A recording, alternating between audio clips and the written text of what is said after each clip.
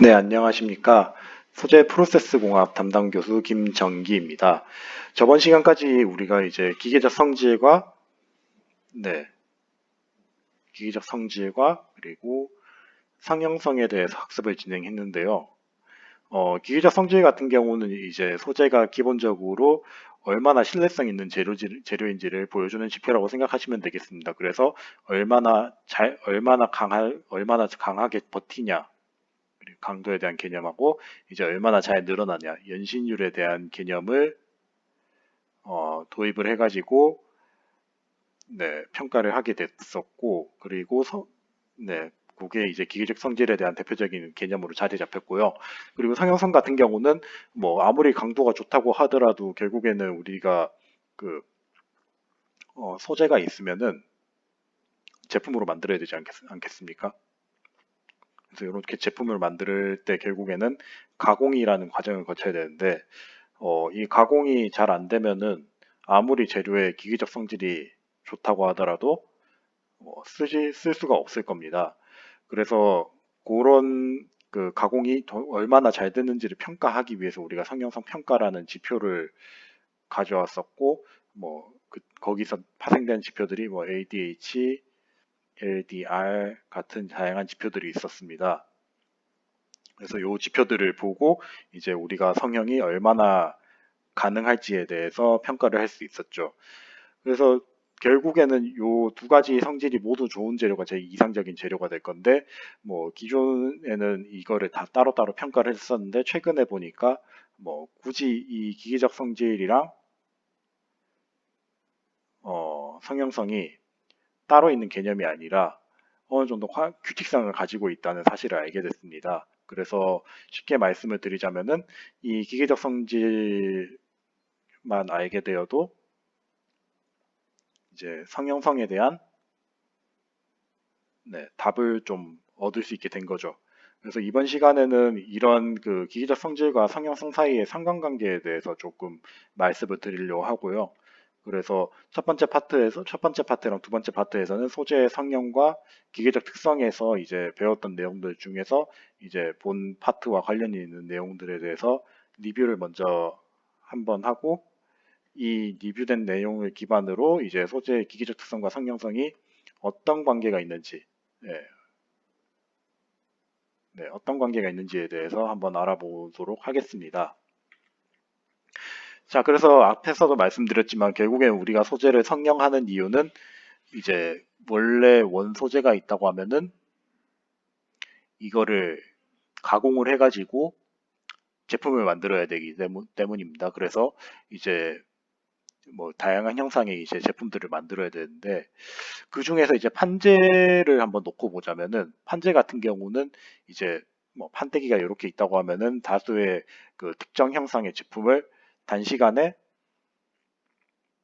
많이 생산하는 거를 이제 최대 목표로 하게 될 것입니다. 그래서 뭐 최근에 개발된 공정들을 보게 되면은 이런 그 자동 스탬핑 공정을 진행을 해서 제품을 이런 식으로 막 찍어내는 형식의 공정들이 굉장히 많이 발달을 했고요. 이렇게 이제 그 반복적으로 이제 스탬핑 공정이 발생을 하게 되면은 이제 특정 형상의 제품이 나오게 될 건데 이 형상의 제품이 이제 동일 판재에서 찍어냈다고 하더라도 위치에 따라서 이제 성형이 되고 안 되는 부분이 정해져 있을 겁니다. 그래서 뭐 특정 부분에선 이런 식으로 이제 변형이 많이 걸리게 될 건데 이 변형이 많이 걸리게 되는 부분에서 만약에 이제 성형 한계를 넘어서는 이런 부분들이 나타난다고 생각을 하게 되면은 이 부분에서는 이제 안정하지 않고 파괴가 일어나겠죠. 네, 그래서 이런 식으로 이제 크랙이 형성되는 것들을 관찰을 할 수가 있습니다. 그래서 이런 식으로 이제 크랙이 형성되게 되면 실질적으로 이제 제품으로서는 사용을 할 수가 없게 되니까 이것들을 이제 예측하는 게 상당히 중요해졌다고 보시면 되겠고 그것 때문에 이제 발달한 평가 방법이 바로 성형성 평가법이었습니다. 그래서 성형성 평가는 이제 계속 반복을 하는 이유는 굉장히 중요하기 때문입니다. 네. 굉장히 중요하기 때문에 요거를 계속 강조를 드리는 거고, 대표적으로 크게 네 가지 시험이 있었죠. 첫 번째로 이제 늘어남 성형에 대한 대표적인 평가법이 바로 에릭슨 시험이었고, 이 에릭슨 시험을 했을 때 나타나는 지표는 크게 두 가지였습니다. 펀치를 이렇게 쭉 밀고 갔을 때 언젠가 크랙이 터지게 되는데, 이 크랙이 터질 때까지의 이 총 이동 거리가 이제 최대 돔 높이라고 해서 뭐 에릭슨 컵 하이트라고 하는 사람도 있고 리미트 돔 하이트라고 해서 LDH라고 하는 사람도 있습니다. 그래서 LDH라고 주로 많이 얘기를 하니까 LDH라고 제가 말씀을 드린 거고요. 그리고 이제 요 펀치가 이런 식으로 밀고 갔을 때 크랙이 생성된 높이 역시도 이거랑 관련이 있는 지표다 보니까 같이 평가를 하게 됩니다. 그래서 이 크랙까지의 높이를 이제 X 인덱스라고 해가지고 EIIE라고 줄이게 됩니다. 그래서 요 IE랑 ADH가 높으면 높을수록 이제 소재의 특성이 좋아진다고 이제 얘기를 하게 되는 거죠. 그리고 두 번째로 이제 컵성형 시험 같은 경우는 소재의 드로잉성을 이제 비교하는 거였죠. 그래서 컵을 쭉 찍어내는데 컵이 이제 드로잉비가 더 깊으면 깊을수록 더 깊은 컵을 만들 수 있다고 했습니다. 그래서 요 드로잉 공정을 했을 때 이제 이 특정 소재에서 드로잉을 할 때에 터지지 않고 컵을 만들 수 있는 한계가 바로 이제 한계 드로잉 B라고 해서 저희가 LDR이라고 했었죠. 그래서 이 LDR이 커지면 커질수록 드로잉성이 좋다고 얘기를 했었고요. 그래서 각각 이제 제 대표적인 늘어남 성형하고 드로잉 성형은 이런 식으로 따로따로 평가를 할 수도 있지만은 실질적으로 우리가 앞에서 봤듯이 이런 스탬핑 공정을 해서 제품을 만들게 되면은 뭐 드로잉 쪽의 성질도 있지만은 늘어남 쪽의 성질도 같이 존재한다고 했습니다. 그래서 그 성질들을 종합적으로 평가를 하기 위해서는 앞에서 봤던 이제 컵 성형 시험과 이제 에릭슨 시험과는 별개로 이제 새로운 시험 방법이 이 두 개를 포괄할 수 있는 시험 방법이 필요하다고 했습니다. 그래서 그 사용하게 되는 제일 대표적인 성형 해석 공정이 바로 이제 FLD라고 해서 성형 한계도를 그리는 거고, 이 성형 한계도 같은 경우는 이제 다양한 변형 모드를 가지는 실편들을 여러 개를 이용해 가지고 이제 각 위치에서의 점을 따다다다다닥 이렇게 찍어줘서 어느 변형률에서 어떻게 변형이 될 경우 깨지고 어떻게 변형이 되면 안 깨진다라는 거를 이제 요 테이블 하나로 이제 결정을 할 수 있게 되고, 실제로 제일 써먹기 위해서 이런 식으로 해석을 해가지고 이 해석됐을 때 데이터 포인트들을 여기다 찍으면은 이렇게 이제 결과가 예측이 될 수 있게 되는 것이죠. 그래서 이런 식으로 이제 확인을 하는 케이스가 이제 전반적인 성형성 평가를 위해서 활용이 된다고 제가 저번에도 말씀을 드렸었습니다. 근데 이제 뭐 최근에는 이런 식으로 이제 그냥 깔끔한 판재 성형이면 이게 참 잘 맞는데, 그러지 않고 이제 판재를 한번 싹 깎아내고 난 다음에 성형을 하는 과정들이 많이 발달을 했다고 했습니다. 그래서 그런 과정들 중에서 FLD 개념하고는 이제 잘 맞지 않아 가지고 FLD에서는 분명히 안전하다고 떴었는데 이제 깨지는 경우들이 많이 발생을 한다고 했었습니다. 그래서 그런 것들을 이제 예측을 하기 위해서는 이제 실제 뭐 이런 식으로 이제 한번 깎아주고 난 다음에 성형을 하는 것들을 모사를 해줘야겠죠. 그래서 이제 구멍 확장 시험과 같이 원래 판재에다가 구멍을 펀치로 뚫어서 깎아내주고 난 다음에 요거를 이제 펀치로 밀어내 가지고 확장을 해서 이제 소재의 전반적인 플랜지 특성이라고 했죠. 그래서 그 플랜지성을 평가하는 지표로 활용을 하게 됐습니다. 그래서 초기 구멍 넓이가 이렇게 돼 있다고 하면은 이제 여기 크랙이 발생할 때까지의 그 구멍을 확장을 시켜서 이때의 그 구멍 확장 넓이랑 이제 비율을 계산을 할 수 있게 될 겁니다. 그래서 요거를 이제 홀 익스텐션 레이시오라고 해가지고 그 HR 값이라고 얘기를 하는데, 요 HR 값을 결국에는 이 HR 값을 통해 가지고 소재의 플랜지성을 이제 연관 지을 수 있게 되었습니다. 그래서 각각의 지표들에 대해서 다시 한번 정리를 이런 식으로 이제 제가 꽤 많이 강조를 했었는데, 요거는 이제 굉장히 중요하기 때문에 이런 식으로 다시 한번 강조했다는 점 기억을 해주셨으면 좋겠고, 그래서 이런 지표들이 이제 나타났는데 결국 이러한 지표들이 이제 소재의 성형성의 좋고 나쁨을 이제 나타낸다는 사실 아마 여러분들께서 이제 잘 기억하실 거라고 예상을 하고, 이제 뭐 기존에는 이제 소재의 기계적 특성하고 이게 크게 관련이 없다라고 이제 말을 했었는데, 아, 기계적 특성과는 좀 별개의 개념으로 제가 설명을 했었는데, 실질적으로는 요 기계적 특성에 따라서 요 성형성이 어느 정도 경향성은 보입니다. 물론 100% 따라가는 건 아니기 때문에 제가 그 100%의 관계가 없다고 말씀을 드렸고요. 네, 그래서 이런 식으로 이제 기계적 특성하고 이제 성형성 간의 직접적인 관계가 뭐 간접적으로 이제 경향이 있다는 사실을 알게 되었고, 이 경향성을 평가를 하기 위해서 우리가 소재 기계적 특성에서 몇 가지 주요한 그 인자를 획득하는 과정을 거치게 됩니다. 그래서 앞전에 이제 기계적 특성과 관련해 가지고 전반적인 이제 네, 전반적인 이제 특성에 대해서만 제가 말씀을 드렸는데, 이번 시간에는 이 커브를 갖다 놓고 실제 성형성과 이제 관련 있는 지표들 위주로 좀 말씀을 드리도록 하겠습니다. 그래서 실제 사실 이 오른쪽에 있는 그 내용들 중에서 어, 가공 경화율 정도 빼고는 이제 다 관련이 있다고 보시면 될 것 같은데요.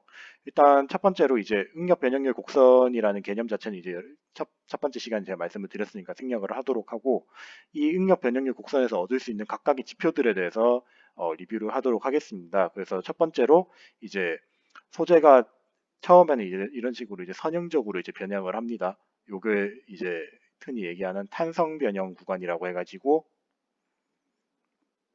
요 구간에서는 변형이 뭐 강도가 이렇게 선형적으로 증가를 하게 되는데, 요렇게 증가를 하다가 다시 놔버리게 되면은 다시 원래대로 돌아옵니다. 그러니까 쉽게 말씀드리자면은 얘가 뭐 만약에 빔이 이런 식으로 있다고 하면은 요 빔이 살짝 이제 탄성 구간에서 이렇게 바뀌었다고 한번 생각을 해보겠습니다.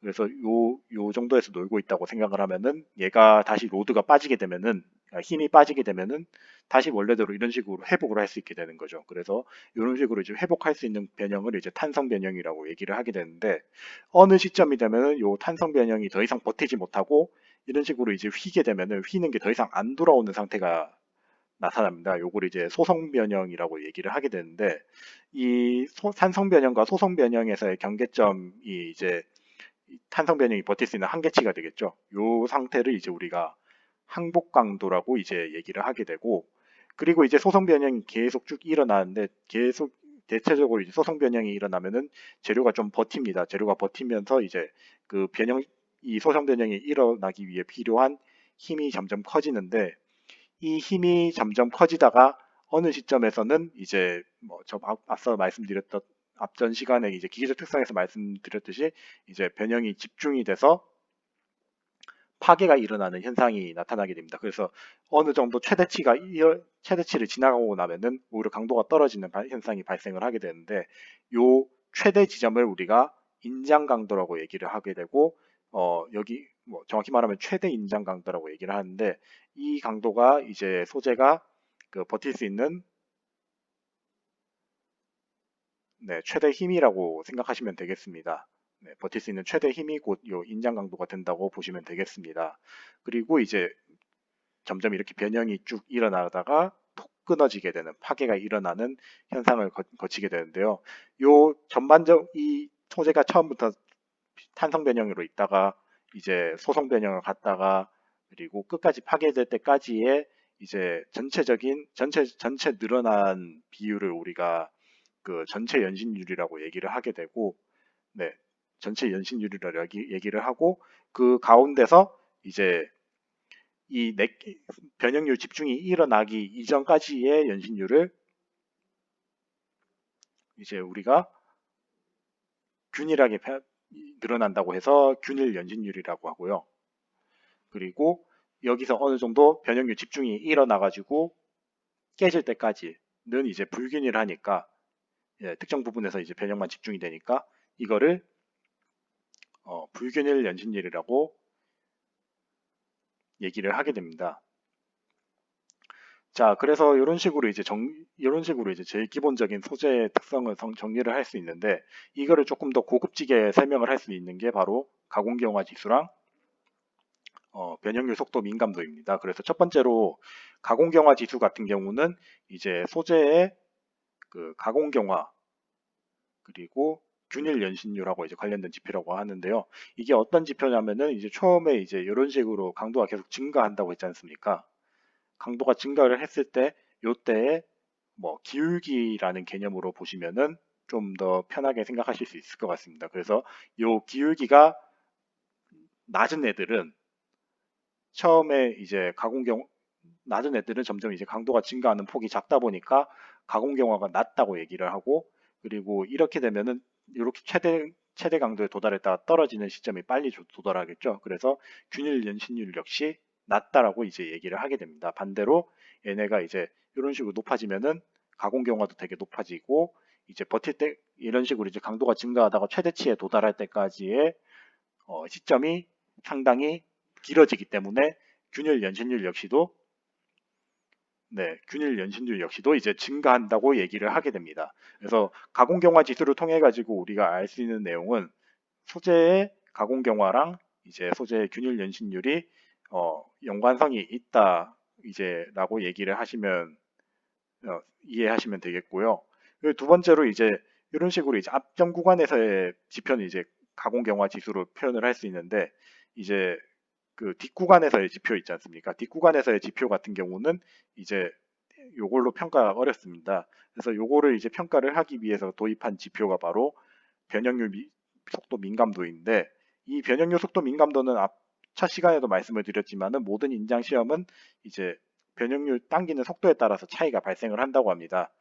요 차이가 나타났을 때 강도 변화량을 이용해 가지고 요 값을 계산을 하게 되는데, 뭐 사실 그 개념 자체는 상당히 어려운 개념이다 보니까 그 결론부터 말씀을 드리자면은 요 m 값 자체가 어떤 부분하고 연관이 있냐면은 소재가 이제 변형률이 집중이 일어나기 시작했습니다. 변형률 집중이 일어나고 이제 깨질 때까지 끝까지 이제 버티려고 하는 현상이 있는데, 요 버틸 때까지의 전체 그 뒤에 불균일 연신율하고 이 m 값이 관련이 있습니다. 그래서 m 값이 작은 재료하고 m 값이 큰 재료를 한번 비교해 보자면은, m 값이 작은 재료 같은 경우는 얘가 뭐 이렇게 조금만 가다가도 바로 톡 끊어져 버리는 그런 성질을 가지고 있는 반면에, 이제 n 값이 큰 재료 같은 경우는 얘네가 뭐 이런 식으로 이제 빨리 도달하더라도 이런 식으로 최대한 길게 오래 버틸 수 있는 성질을 가지고 있다는 것이지요. 그래서 n 값이 작은 재료는 이제 불균일 연신율이 같이 작아지고요. 네, 뭐 PEL이라고 제가 설명을 하겠습니다. 여기서 포스트니까. 그리고 n값이 큰 재료는 PEL이 큰 재료라고 해가지고 이제 끝까지 오래 버틸 수 있는 뭐 소재가 이제 강도가 오버되더라도 이제 버틸 수 있는 길이가 좀 더 커진다고 이제 얘기를 하게 됩니다. 그래서 결국에는 이 두 가지 지표가 소재의 뭐 강도랑 연신율을 대변하는 지표다 보니까 이 소재의 기기적 요 두 가지 지표가에 의해서 소재의 상용성을 이제 예측을 할 수 있게 됩니다. 그래서 가공경화 지수 같은 경우 미리 말씀을 드리자면은 앞에서 봤던 신장 상용성, 그러니까 뭐 LDH 같은 지표들, 그리고 컵 상용성, LDR 같은 지표들, 그리고 FLD에 영향을 주게 되고, 그리고 변형률 속도 민감도 같은 경우는 이제 컵 상용성이라든지 성형 한계도 같은 부분에 이제 영향을 주게 됩니다. 그래서 뭐 결국 이제 소재의 기계적 특성이 네, 그 소재 상용성하고 이제 특정한 관계를 가지고 있다는 것이죠. 미리 말씀을 드리자면은 이제 여기에 그 구멍 확장 비율, 그러니까 HR이란 개념은 이 두 가지랑 맞지 않는데, 이 두 가지랑 맞지 않는 이유 중 하나가 뭐냐면은 HR 같은 경우 그 구멍 확장 시험 같은 경우는 저 앞에서도 앞전에서도 말씀을 드렸지만은 이제 여기 이제 한번 구멍으로 펀치를 한번 뚫어내고 깎아내 가지고 상처를 주고 난 다음에 이제 성형을 하는 거지 않습니까? 근데 인장 시험을 같은 경우는 이런 시험편들을 뭐 그런 식으로 구멍 펀치를 뚫어 가지고 만드는 게 아니라 이제 와이어 가공으로 고루 상당히 스무스하게 만듭니다. 그래서 상당히 부드럽게 이제 옆 표면이 나타나기 때문에 이제 HI 시험하고는 동일한 기준에서 평가를 할 수는 없고요. 대신 이제 다른 지표가 있는데 이 지표에 대해서는 나중에 또 요 강의 후반부에서 설명을 드릴 수 있도록 하겠습니다. 자, 그래서 뭐 여기 가공경화율이라는 지표에 대해서 말씀을 드렸는데 결국에는 이제 요거 그 가공경화 지수에 대해서 설명드리려고 갖고 온 건데요. 가공경화율 지수, 가공경화율이 이제 기울기에 따라서 점점 n이 이제 증가하고 미리 말씀드린 요 n이 이제 재료의 균일 연신율하고 동일하다고 이제 생각을 하시면은 되겠습니다. 그래서 가공경화가 증가하면은 균일 연신율이 네, 증가를 한다. 네, 이렇게 생각을 하시면 되겠습니다. 네, 그래서 요게 이제 요거를 설명드리기 위해서 요 그림을 가져왔는데 뭐 사실 밑에 내용들은 그렇게까지 뭐 성형을 설명할 때 중요한 내용은 아니다 보니까 생략을 하도록 하겠고요. 그리고 M 값 같은 경우도 아까 앞에서 설명드렸듯이 뭐 이건 이전에도 제가 한번 설명을 드렸습니다. 그래서 되게 일반적으로 M 값이 이제 양수의 위치를 하고 있는데 이 양수의 위치를 하고 있게 되면은 변형률 속도가 증가하면 증가할수록 강도 역시 이제 증가를 하게 됩니다.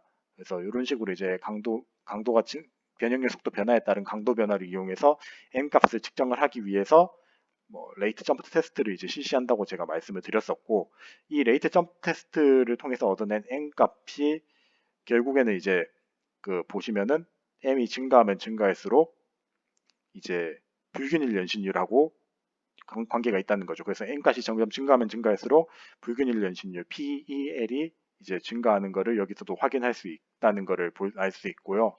요게 증가를 하게 되면 이제 최종적으로 이제 그 스탠레이트 센시티비티가 없는 재료랑 있는 재료 차이에서 이제 전반적인 상형성의 차이 역시도 유발을 할 수 있다는 것입니다.